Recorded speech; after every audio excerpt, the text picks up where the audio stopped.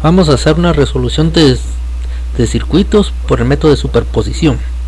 El método de superposición es un método en la teoría de redes que nos permite determinar tanto el voltaje como la corriente que pasa por un dispositivo electrónico y se ve afectado por dos o más fuentes de voltaje y o corriente, ¿verdad?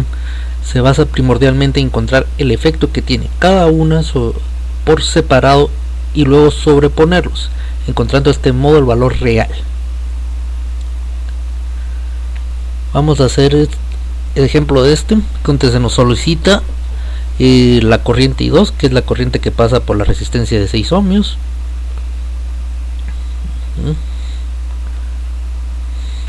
Entonces el procedimiento, comenzamos primero escogiendo una de las fuentes para ver qué es lo que está sucediendo y eliminando el resto. Se utiliza este criterio: si es una fuente de voltaje, hacemos un cortocircuito, y si es una fuente de corriente, abrimos el circuito. Vamos a comenzar con la fuente de voltaje. Si se dan cuenta, donde estaba la fuente de corriente, la estamos retirando, dejando el circuito abierto, y vamos a analizar lo que pasa por la corriente a la que vamos a llamar corriente I'.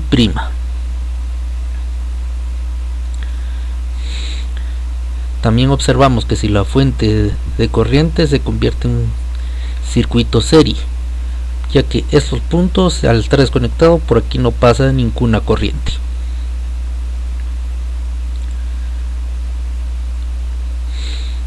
Así que si es un circuito serie, sabemos que va a ser la misma corriente que va a pasar por todo el sistema.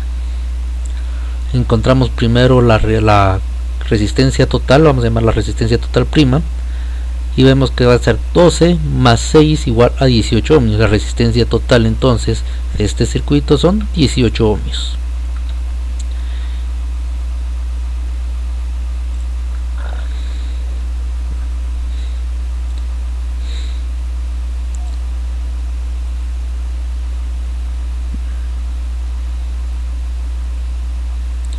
Y por ley de Ohm vamos a encontrar que entonces la corriente total va a ser los 36 voltios dividido 18 ohmios, nos dan un total de 2 amperios. Entonces el valor de I' es de 2 amperios.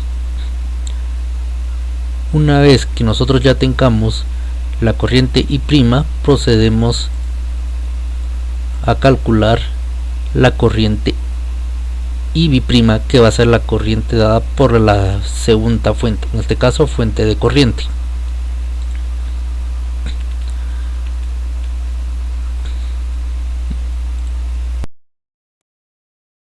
Entonces, siguiendo el mismo criterio, vemos que si es una fuente de voltaje, estamos haciendo un cortocircuito. Y si observamos de esta manera, podemos observar que R de 6 ohmios y la de 12 ohmios se encuentran en paralelo. Por lo tanto, pasamos a encontrar primero la resistencia total del nuevo circuito. Lo vamos a llamar resistencia total I'. Y ya que están en paralelo, encontramos que son 4 ohmios. Una vez hecho eso, por divisor de corriente encontramos que va a ser la corriente total, que en este caso son la fuente 9 amperios, por la resistencia I', que encontramos que era de 4, dividido la resistencia que me interesa saber, es decir, la resistencia por la que pasa la corriente, que es de 6 amperios. Entonces IB' es 6 amperios, la que pasa por este punto. Entonces